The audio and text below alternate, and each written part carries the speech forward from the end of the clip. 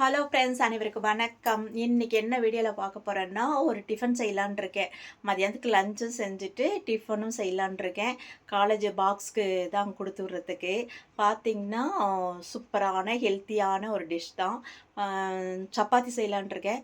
பெருசாக என்னடா சப்பாத்தின்னு நினைக்காதீங்க. இது பீட்ரூட் போட்டு சப்பாத்தி செய்யலான் இருக்கேன். சாஃப்டாக இருக்குங்க. மத்தியானம் வரையும் நல்லாயிருக்கும், நைட்டு வரையும் கூட நல்லாயிருக்கும். வாங்க எப்படி செய்கிறதுன்னு பார்க்கலாம். இப்போ தான் முதல்ல என் சேனலை பார்க்குறீங்கன்னா சப்ஸ்கிரைப் பண்ணிவிட்டு வாங்கப்பா. வீடியோக்குள்ளே போகலாம். இப்போ பார்த்தீங்கன்னா நான் தேவையான அளவு பீட்ரூட்டு தோல் சீவி எடுத்து வச்சுருக்கேங்க. இது மிக்சியில் சின்ன சின்னதாக கட் பண்ணி நல்லா பேஸ்ட்டாக அரைச்சிட்டு வந்துக்கலாம். மெயினாக வந்து பேஸ்ட்டாக அரைக்கணுங்க.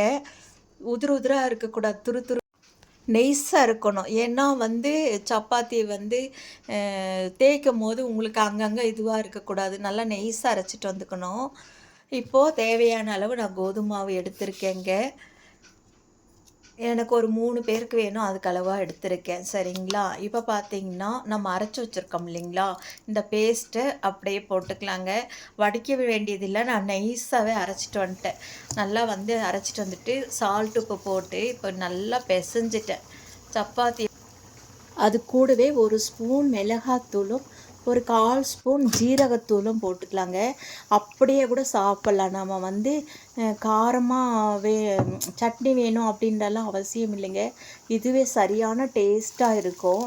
அதனால் நான் வந்து மிளகாத்தூள், ஜீரகம் அவ்வளோதாங்க.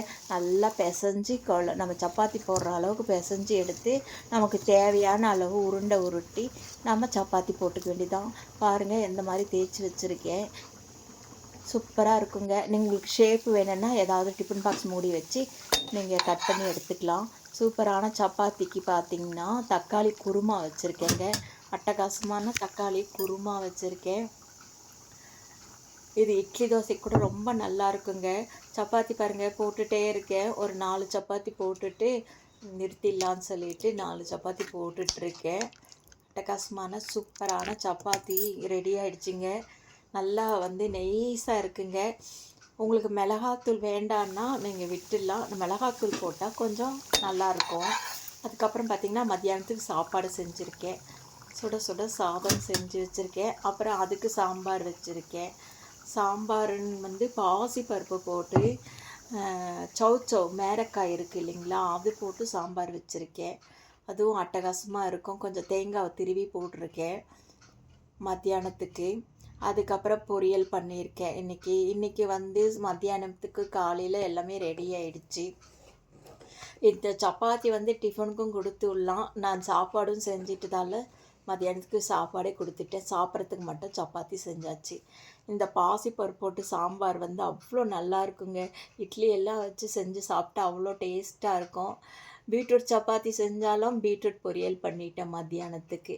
ஏன்னா பெரிய காய் எடுத்திருந்தேன். பெரிய காய் எடுத்ததால் அதுவும் பொரியல் பண்ணிவிட்டு பாதி வந்து சப்பாத்தி சேர்த்திட்டேன். அவ்வளோதாங்க இன்றைக்கி எங்கள் வீட்டில்.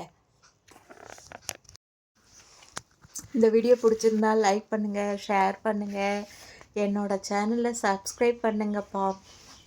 மறுபடியும் சொல்கிறேன், நிறைய பேர் வந்து சப்ஸ்கிரைப் பண்ணாமல் பார்க்குறீங்க. அப்புறம் ஃபுல் வீடியோ போட்டதால் இப்போ நிறைய பேர் பார்க்க மாட்றீங்க. சப்போர்ட் பண்ணுங்கப்பா. பாய்.